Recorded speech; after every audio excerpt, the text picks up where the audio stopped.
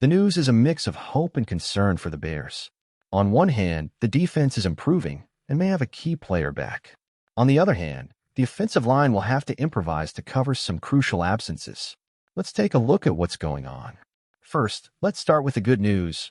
Cornerback Kyler Gordon, who has been out since the last game in London due to a tendon injury, practiced this week. This is a big step. He's still not 100%, but he's listed as questionable for the game on Sunday against Arizona. Who knows? Maybe he'll be back on the field to help hold off the Cardinals' attack. Gordon's return would be a relief, as he is one of the Bears' key defenders and makes a huge difference in the secondary. The team misses his speed and ability to deflect passes and cover opposing receivers.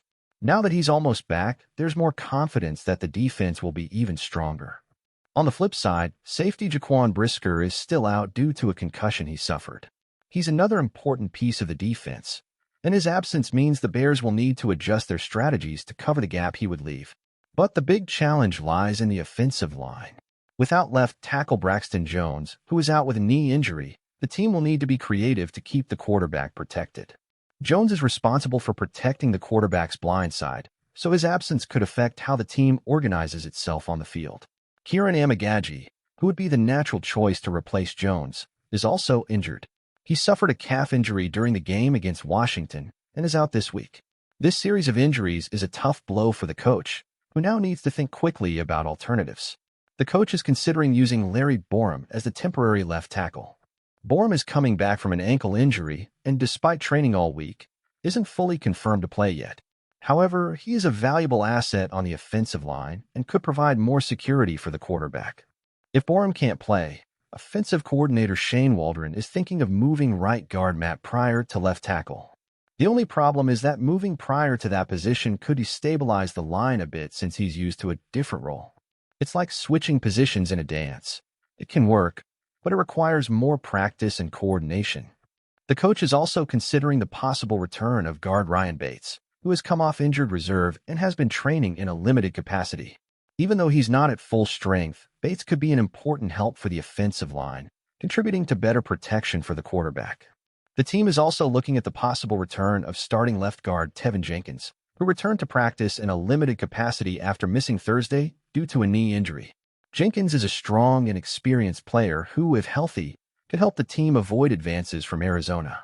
To complete the list of questionable players, we have defensive end Montez Sweat, who is recovering from an ankle injury. He is one of the team's key defenders, and if he plays, he could help pressure the opposing quarterback and complicate the Cardinals' offense. These uncertainties leave fans on edge. Can the Bears maintain a solid offensive line and a balanced defense to take on Arizona?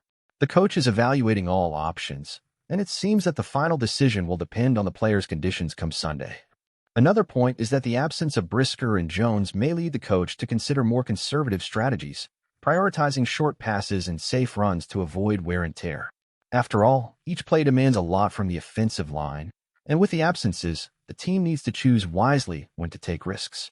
The situation isn't easy, but the Bears have faced similar challenges before.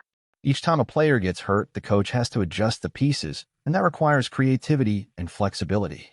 It's in these moments that the players' experience and the coach's ability to adapt make a difference. Fans can expect a hard-fought game, with the Bears likely adopting a more defensive style to compensate for the absences on the offensive line. This could mean a slower, more cautious game, but sometimes victory comes from patience and precision. Now, what do you think? Even with these absences, do the Bears have a chance to face Arizona and come away with a win? Share your thoughts. And don't forget, if you want to stay updated, make sure to subscribe, leave a like, and turn on notifications so you won't miss any of our videos. Go Bears!